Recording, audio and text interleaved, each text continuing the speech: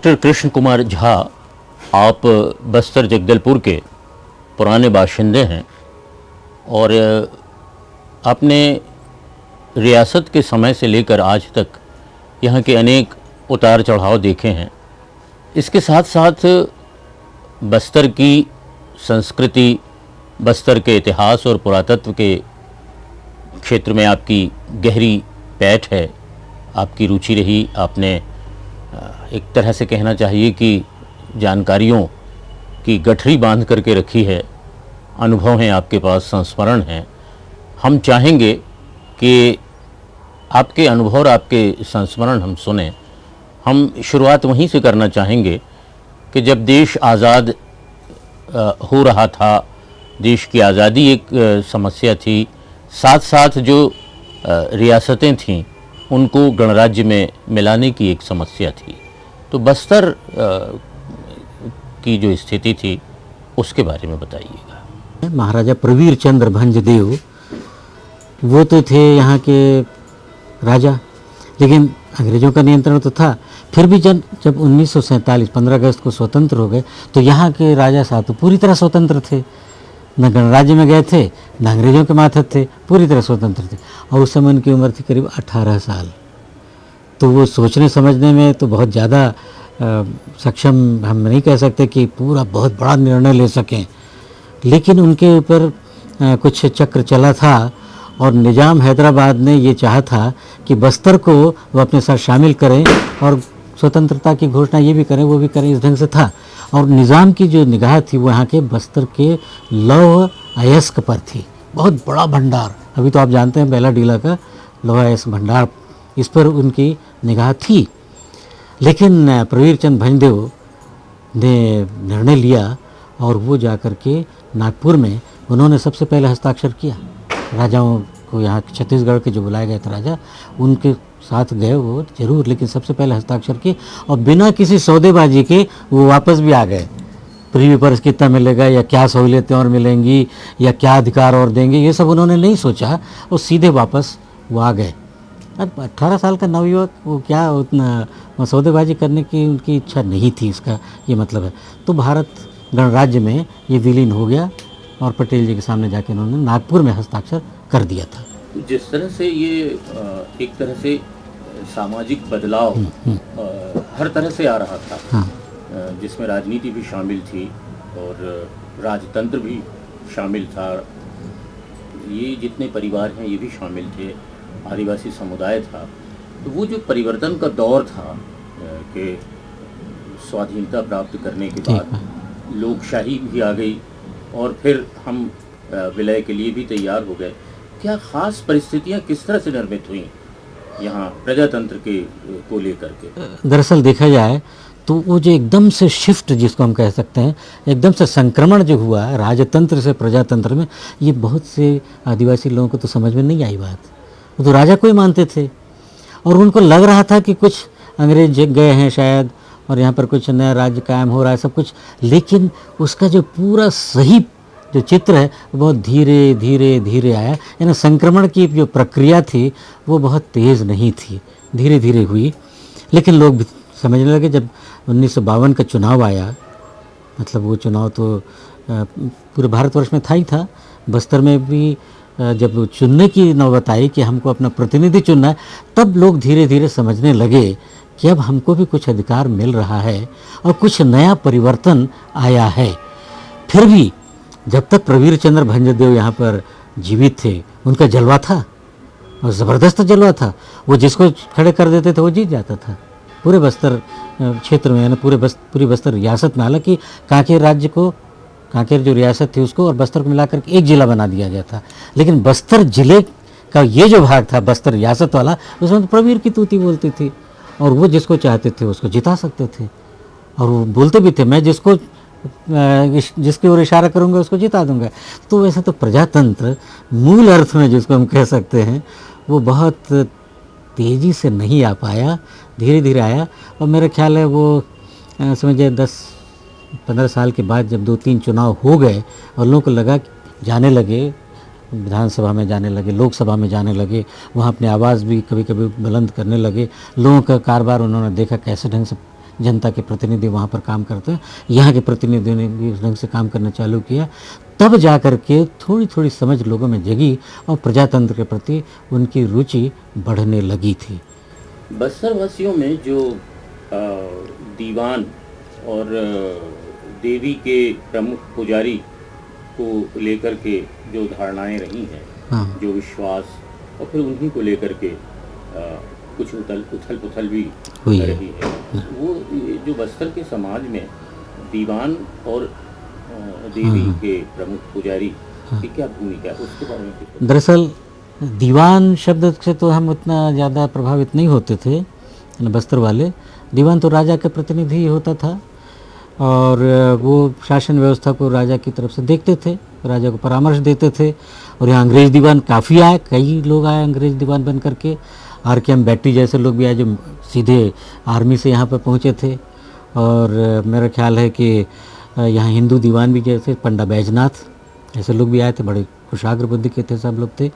लेकिन जो आपने एक दूसरा शब्द कहा कि देवी के पुजारी, उसको यहाँ पर माटी पुजारी कहते हैं दरअसल बस्तर में। यानी जितने भी देवी देवता हैं उन सब के सर्वोच्च पुजारी यदि कोई होता था तो राजा होता था। राजा में दोनों का भाव था, राजनीतिक शक्ति भी उसके पास रहती थी और धार्मिक दृष्टि से भी वो प्रमुख माना जाता था, तो उसकी तो मान्यता बहुत ज़बरदस्त थी। इसलिए मैं समझता हूँ कि वो जो परंपरा थी पहले से बस्तर में, यानी दैवी सिद्धांत, किसका, राजा का, राजा के साथ जो दैवी सिद्धांत लागू होता था, वो आज दिन तक कुछ न कुछ बना हुआ है वो भाव लोगों के मन में। और अभी भी उसको माटी पुजारी ही के रूप में ज़्यादा मानते हैं। अब राजा शब्द तो एक प्रकार से बेमानी जैसा हो गया है, केवल टाइटल जैसे बताते हैं, लेकिन माटी पुजारी यदि कोई बोल देता है तो राजा की महत्ता उस समय फिर बढ़ जाती है कि वो तो देवी देवताओं का सबसे बड़ा पुजारी है, एकमात्र सबसे बड़ा पुजारी वही है। ये समझ करके लोग अभी भी उसको कुछ न कुछ मान्यता दे रहे। पुराने लोग तो देते हैं काफ़ी, नए लोगों में भी कहीं कहीं थोड़े से उसकी भनक मिलती है। हाँ, ये बात ज़रूर है कि यहाँ के जो अधिकांश आदिवासी गोंड प्रजाति है या धुरवा हैं अथवा दुर्ला हैं, ये सब द्रविडियंस हैं, द्रविड़ जाति के हैं। और ये कभी किसी ज़माने में सिंधु घाटी से चल करके आए थे और सिंधु घाटी में आर्यों के साथ इनका संघर्ष तो हुआ, ये तो इतिहास प्रसिद्ध बात है। ये कभी किसी की अधीनता स्वीकार करना पसंद नहीं करते थे, ये ख़ास बात है। अभी भी ये उनके अंदर ये मनोवृत्ति है, अधीनता में नहीं रहना चाहते। अपना स्वच्छंद जंगली जीवन है उनका, रहना चाहते हैं, वैसे ढंग से रहेंगे, उसमें दखलंदाजी नहीं चाहते थे। यहाँ पर जब अंग्रेज़ों का शासन सूत्र चला और राजा के साथ भी, कभी राजा के साथ अच्छा संबंध रहा अंग्रेज़ों का, कभी अच्छा नहीं भी रहा, दोनों बातें थी, संघर्ष भी रहा। जैसे राजा रुद्र प्रताप देव के वक्त तो कुछ आंतरिक संघर्ष चला और राजा रुद्र प्रताप देव अंग्रेज़ों को पसंद नहीं करते थे, ये इसकी बहुत सी घटनाएं घटी थी। तो आदिवासियों के मन में ये भावना ज़रूर थी कि अंग्रेज़ यहाँ पर क्यों ज़बरदस्ती यहाँ हस्तक्षेप कर रहे हैं यहाँ के कारोबार में। और कहा तो ये भी जाता है कि राजा रुद्र प्रताप देव चूँकि अंग्रेज़ों से बहुत ज़्यादा खुश नहीं थे, इसलिए भीतर से वो भी चाहते थे कि अंग्रेज़ों का हस्तक्षेप यहाँ पर नगण्य हो जाए, न रहे तो अच्छा है। कहते तो ये भी हैं लोग कि यहाँ के भूमकाल में 1910 का जो भूमकाल था, परोक्ष रूप से राजा का आंतरिक रूप से समर्थन भी रहा होगा, ऐसा कहते हैं लोग। लेकिन जो लाल कालेंद्र सिंह थे वो तो खुलेआम आ गए सामने और उन्होंने अंग्रेज़ों का विरोध करना चालू किया। और उनके साथ फिर गुंडाधुर, जो बड़ा प्रसिद्ध यहाँ का धुरवा जाति का नेता था, उनका दाहिना हाथ माना जाता था, और गुंडाधुर का दाहिना हाथ देवरीधुर था। ये सब ने, और सुब्रन कुमारी देवी ने भी इसमें ताड़ोकी वगैरह जैसे इंटीरियर में जाकर के नारायणपुर के आंतरिक इलाकों में इन्होंने बैठकें ली और लोगों को इसके लिए सन्नद्ध किया कि तुम लड़ो और यहाँ पर की फ़िज़ा को बदलो और ये गुलामी की बातें यहाँ पर नहीं होनी चाहिए। इस प्रकार से रानी सुब्रन कुमारी, और उसके बाद रानी सुब्रन कुमारी वो थी, यानी उनकी वे माता थी, राजा रुद्र प्रताप देव की रानी नहीं थी, उनके पिता की पत्नी थी। तो वो सब मिल करके, और यहाँ पर ठीक हमारे बगल में रहते थे कुंवर बहादुर सिंह, उन्होंने भी साथ दिया। ठीक इधर सामने मेरे रहते थे कुंवर के ठीक बगल में ही, बिल्कुल ठीक सटा हुआ उनका मकान, वो थे राजगुरु मित्रनाथ ठाकुर और दोंदा नाजिर और मूरत सिंह बख्शी वगैरह वगैरह। ये सब लोग यंग थे उस समय, नवयुवक थे, पढ़ लिख करके भी थोड़े थोड़े आए हुए थे। इन लोगों ने सब मिल करके कहा कि चलो कोई प्रयास किया जाए एक फ़िज़ा ऐसी उन्होंने बनाने की कोशिश की और आदिवासियों को उन्होंने उसके लिए तैयार किया। और उसका नतीजा तो ये ज़रूर रहा कि जगह जगह विद्रोह हुआ, बस्तर के अधिकांश हिस्से में विद्रोह हुआ और पंडा बैजनाथ को यहाँ से भागना पड़ा एक प्रकार से। उस समय दीवान वही थे पंडा बैजनाथ। पंडा बैजनाथ बीए लिखा करते थे, उस समय बहुत अधिक शिक्षित माने जाते थे। 1910 में बीए, पहले 1907 में आए थे यहाँ पर सुपरिंटेंडेंट बन करके, यहाँ के स्टेट के बस्तर रियासत के कार्यालय के सुपरिंटेंडेंट। उस समय तक वो बीए हो चुके थे बनारस से, लेकिन वो यहाँ पर अपने अच्छी नीतियों के बावजूद भी नहीं टिक पाए। उनको बीजापुर होते हुए उधर सिरोंचा से चला जाना पड़ा था। इतना भयानक विद्रोह यहाँ पर हुआ था और अंग्रेजी फ़ौजों के साथ भी लड़ाई हुई थी इन लोगों की, लेकिन इनके पास वो हथियार वगैरह तो थे नहीं उस ढंग के, और उस ढंग से संगठित भी नहीं थे, लड़ने के लिए तैयार नहीं थे। तो उनको पराजय का मुंह देखना पड़ा और अंग्रेज़ों की सत्ता यहाँ पर और मजबूती से कायम हो गई। वो आम की डाल को लेकर के आज भी यदि कोई विश्वसनीय व्यक्ति उसको हिलाता हुआ कोई घोषणा करता है तो उसको लोग सच मान लेते हैं आज भी। उस समय तो ये था कि आम की डाल में लाल मिर्च बांधते थे, मिर्च बांध करके उसको घुमाते थे और रात रात भर बैठ करके डाल में मिर्च बांधने का काम करते थे, दूर दूर तक भेजते थे। उसका मतलब था कि हम विद्रोह के लिए तैयार हो जाएं, तुम लड़ाई के लिए तैयार हो जाओ।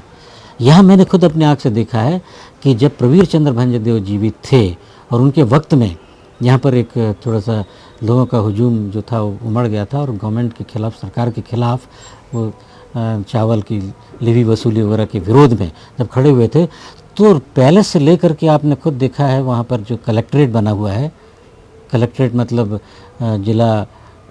जिलाधीश का जो कार्यालय है, वहाँ तक पूरी दोनों तरफ कतार से महिलाएं बैठती थी। महिलाओं की फौज उसने खड़ी की थी और मिट्टी को जोर जोर से मारती थी, धूल उड़ाते तक।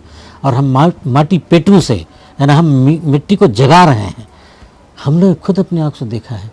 तो इस प्रकार से उन लोगों की मान्यता रहती थी और ये तो केवल प्रतीक था कि आम की डाल में मिर्च बांध करके घुमाने पर लोग विश्वास के साथ आगे कूद पड़ते थे उस विप्लव के आग में।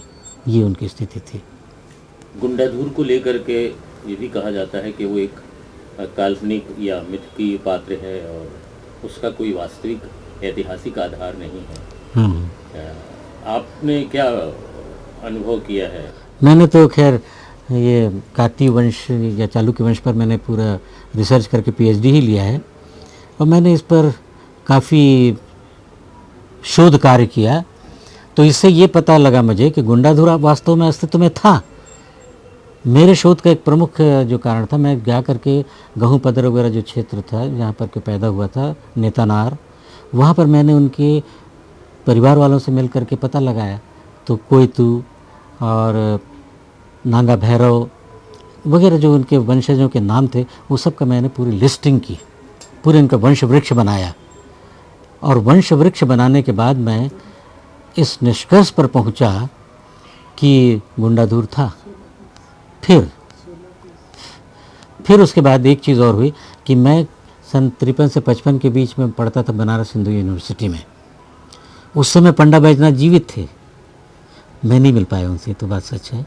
लेकिन वहाँ पर जो थे बालचंद्र जैन जी, जो जिनको आप अच्छी तरह जानते हैं, उनका एक लेख छपा था आज नाम के पत्र में, जैसे पराड़कर जी ने निकाला था, उसको छापते थे। तो वो जो पत्र था उसमें बस्तर का आदिवासी विद्रोह करके एक लेख छपा था, माड़िया फोटो वगैरह के साथ। और उसमें एक ख़ास बात ये थी कि उसमें उनका, मेरा ऐसा विश्वास है कि पंडा बैजनाथ से ही पूछ करके उन्होंने सब लिखा था। और उसमें गुंडाधुर पर पूरा एक लंबा पैराग्राफ अभी भी मेरे पास रखा हुआ है, लेमिनेशन करके रखा हूँ, 54 साल हो गए उस पेपर को, मेरे पास है, अभी भी सुरक्षित है पेपर। फिर उसके बाद इस गदर को दबाने के लिए यहाँ पर जो आए हुए थे कप्तान बन करके चांग बखार से, वो थे विश्वेश्वर नायडू के पिता विश्वेश्वर नायडू यहाँ के बड़े प्रसिद्ध व्यक्ति रह चुके हैं, उनके पिता नागोराव नायडू। उनसे मैंने प्रत्यक्ष बचपन में बातचीत की थी, तो वो बताया करते थे कि गुंडाधुर से उन्होंने कुश्ती लड़ी थी और उस समय डेबरू भी था कि दंतेवाड़ा के पास के गांव में, चीतालंका के पास, उन लोगों ने उसे घेरा था 10-11 लोग थे, लेकिन वो झोपड़ी में था, वहाँ से उसने ललकारा और कहा कि इसने फौज पटाखे के साथ क्यों आए हो, हिम्मत है तो हमसे कुश्ती लड़ो। गंडाधर भी बहुत अच्छा बलिष्ठ व्यक्ति था, तो ये भी बहुत कुश्ती लड़ने में बहुत माहिर थे, बहुत बलिष्ठ थे, हम लोगों ने देखा था उनको। तो वो कुश्ती लड़ी, दोपहर से लेकर के शाम हो गई थी, अंधेरा हो गया था। इसी अंधेरे का फ़ायदा उठा करके मैं लघु शंका के लिए जा रहा हूँ, गुंडाधुर और डेवरीधुर का घोड़ा वहीं पर था बंधा हुआ, उसमें भाग गए वो अंधेरे का फ़ायदा उठा करके। और उसके बाद फिर डेवरीधुर तो पकड़ में आया था, गुंडाधुर पकड़ में नहीं आया था। लेकिन ये बात सही है, और इसके ऊपर अनेक तो नहीं, कुछ गीत भी रचे गए, यानी जो गुंडाधुर के ऊपर भी। और ये जो 1910 का बलुआ हुआ, सुना सुजन है अमृत जन है भूम काला गीत गाई सुनाई भी, ये उसकी शुरुआत है। तो ये सब सिद्ध करते हैं कि गुंडाधुर एक काल्पनिक व्यक्ति नहीं था, उसका वंश वृक्ष मेरे पास है पूरा। सबसे पहले तो मैं बताऊं कि दंड राजा के नाम पर ही दंड कारण पड़ा, और ये तो अधिकांश हिस्सा बस्तर का दंड कारण के अंदर था। और मेरा ऐसा अनुमान है, मैं तो इतिहास का विद्यार्थी हूँ, 5,500 साल पहले राजा दंड का यहाँ पर आगमन हुआ था, और उसके पहले भी ऋषि मुनि लोग आ चुके थे। तब तो जनस्थान वगैरह जैसे नगरों की कल्पना उस समय तक हो चुकी थी, यानी अस्तित्व में आ चुके थे। तो ये आर्यों का उपनिवेश तो मान करके हम चलें कि बना राजा दंड के वक्त में, और उसके बाद नष्ट भी हुआ था बीच में। फिर उसके बाद ज्ञात इतिहास के अंतर्गत यहाँ पर 4वीं-5वीं शताब्दी के आसपास से नलवंशी राजाओं का शासन प्रारंभ हुआ, और ये नलवंशी राजा आए थे गंगा यमुना के कछार से, गंगा नदी के किनारे। गंगा नदी का मतलब ये होता है इलाहाबाद से थोड़ा उत्तर जाने पर, जो कौशाम्बी और भीटा वगैरह का क्षेत्र, उसके पास से आए थे। और यहाँ पर जो यानी राजा लोगों ने शासन के बड़े प्रतापी थे, बहुत सुसंस्कृत थे। यहाँ संस्कृत भाषा का प्रचार प्रसार उन्होंने ज़बरदस्त ढंग से किया, और यहाँ की राजभाषा संस्कृत थी 4वीं-5वीं शताब्दी में। ये एक बहुत ही कुतूहल का विषय है। और उस समय की जो संस्कृत थी वो भारत में, कालिदास कालीन भारत में कहिए, जो सबसे श्रेष्ठ संस्कृत थी, बिल्कुल वैसे ही यहाँ की सर्वश्रेष्ठ संस्कृत में इसकी गणना होती थी। इस बस्तर की, जहाँ पर अभी केवल आदिवासियों का प्रदेश कहा जाता है, यहाँ के जो ताम्रपत्र हैं, जो शिलालेख हैं उस काल के, ये सिद्ध करते हैं कि यहाँ पर की भाषा संस्कृत बहुत ही उन्नत किस्म की थी। तो विंध्यवेधन महाराज वृषध्वज 2री शताब्दी के आसपास जब उन्होंने यहाँ पर आकर के आक्रमण किया, और छत्तीसगढ़ से लेकर के दक्षिण कोसल कहलाता था, और फिर बस्तर पर अपना राज्य कायम किया। उसके बाद कई राजा हुए, जैसे वराहराज, अर्थपति भट्टारक के पिता थे भवदत्त वर्मन, स्कंद वर्मन उनके लड़के थे भवदत्त वर्मन के। इन सब के सोने के, खरे सोने के सिक्के मिले, यानी उन्नत उस दृष्टि से भी था, आर्थिक दृष्टि से। खरे सोने के सिक्के हम लोग इतिहासकार कहते हैं कि जहाँ मिलता है वहाँ पर आर्थिक दृष्टि से संपन्नता ज़रूर रही होगी। तो उनके शिलालेखों को देखिए, उनकी संस्कृति को देखिए, उनकी सभ्यता के मापदंडों को यदि आप देखें तो बहुत उच्च कोटि के हैं। उसके बाद आर्थिक स्थिति भी उनकी अच्छी थी, सैन्य बल उनके पास बहुत था। तब उन्होंने जा कर के वाकाटकों को विदर्भ में पराजित किया था, और वहाँ से ताम्रपत्र उन्होंने जारी जो किया था, अभी भी वो मिलता है यहाँ पर। और उन गाँव के नाम वगैरह, यहाँ पर के जो गाँव के नाम थे, वो भी अभी तक मिलते हैं। खास तौर से जैसे यहाँ पर मधुक लतिका आजकल मंधोता कहलाता है, त्रिमंदर विरक आजकल टेमरा कहलाता है। 1500 साल बाद नाम भी बदल गए हैं। और उसके बाद कदम्बगिरी ग्राम कुमली कहलाता है आजकल। वैसे ही बक्षामलक, बक्षा है ना बहेड़ा, और आमला कामलक, बक्षामलक, अब वो शॉर्ट होकर के बड़ांजी हो गया। उसके बाद मालूर है ना बेल, उसका बेलर नाम है। ये सब गांव के नाम मिलते हैं अभी तक 1500 साल बाद तक शिलालेख और ताम्रपत्रों में, जो थोड़ा उनका रूप बदल गया, थोड़ा क्या बहुत बदल गया, लेकिन अभी इससे सिद्ध होता है कि बहुत ही उच्च कोटि के महाकांतार कहलाता था। महाकांतारक व्याघ्रराज तो नाम आया है उसमें, कौशलक महेंद्र, महाकांतारक व्याघ्रराज, गिरिकुट्टूरक स्वामी दत्त। महाकांतार तो ये बस्तर हुआ, व्याघ्रराज यहाँ का गिरिकुट्टूरक कुटरू अभी भी है, मेरी मान्यता है कि वो ही था कुटरू का। उसके बाद अवमुक्तक नीलराज, देवराष्ट्रक कुबेर, बहुत से नाम मुझे सब याद है, लेकिन मैं अभी यहीं तक सीमित रखता हूँ कि यहाँ की दंत कथाओं वगैरह में तो नहीं मिलता है, इसमें कोई शक नहीं है, क्योंकि इतनी पुरानी बात यहाँ के समाज में अभी न उस समय की कोई पोथी रह गई है, न हस्तलिखित ग्रंथ रह गए हैं। लेकिन ये शब्द जो है महाकांतार, ये शब्द तो शुरू से हम लोगों को मालूम है कि बस्तर के लिए कहा जाता था, और कांतार शब्द तो महाभारत काल में भी आया है इसी क्षेत्र के लिए। महाकांतार न कह के कांतार कहते थे। और कांतार कुसुम भोग वगैरह ये कलचुरी राजाओं के शिलालेख में भी उसका उल्लेख मिलता है। तो कांतार दंडकारण से कांतार, यहाँ तक तो हम लोग पहुँच ही गए। उसके बाद फिर इसका नाम बदला चक्रकोट में। पुरातात्विक जो चीज़ें मिली हैं, हाँ जी, पुरातात्विक महत्व की, उनके बारे में कुछ बताइए। हाँ, आपने ये ज़रूर कहा था कि क्या रामायण काल में भी यहाँ पर कुछ है। तो रामायण का मैंने जो अध्ययन किया उसमें पंचाप्सर तीर्थ का उल्लेख आता है, जो इस दंडक वन में प्रवेश करने के बाद उनको राम को मिला था। और यहाँ के मांडकर्णी नाम के राजा का भी जिक्र आता है, और मांडकर्णी नाम के ऋषि, राजा नहीं ऋषि का जिक्र आता है, और वो 5 सरोवर वगैरह का जिक्र आता है।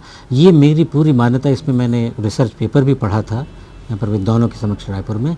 वो चपका जो है वो पंचाप्सर है, ये मैंने उसको सिद्ध किया है, विस्तार से उसको मैंने बताया है। इसी प्रकार यदि हम राम के वन गमन मार्ग को इधर से भी कहते हैं, लोग गए हुए थे, बस्तर होते हुए गए हुए थे, ऐसा मानते हैं। और पर्णशाला वगैरह भी बस्तर के ठीक दक्षिण में उसकी स्थिति के बारे में भी बहुत से विद्वानों ने उसको माना है।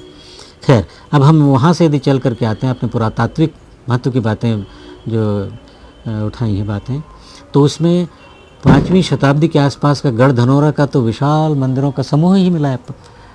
वो जो मिट्टी के ईंटों के जो देवालय हैं, पंचमुखी जो को कह सकते हैं हम कि गुप्तकालीन जो एक परिपाटी चली थी ईंट के देवालयों की, भीतर गांव वगैरह में जैसे बना था, वैसे यहाँ पर भी बना है। खमार गांव नाम का एक स्थान है जगदलपुर से नज़दीक, वो भी मिट्टी की ईंटों के ही देवालय का बना हुआ है, वो उसके भग्नावशेष मिले हैं। और गढ़धनौरा और उसके पास ही जो है आपका गौतम बुद्ध की मूर्ति यहाँ पर मिली है, भोंगापाल, ये सब सिद्ध करते हैं कि उस काल में यहाँ पर मंदिर स्थापत्य वगैरह बड़ी अच्छी स्थिति में था।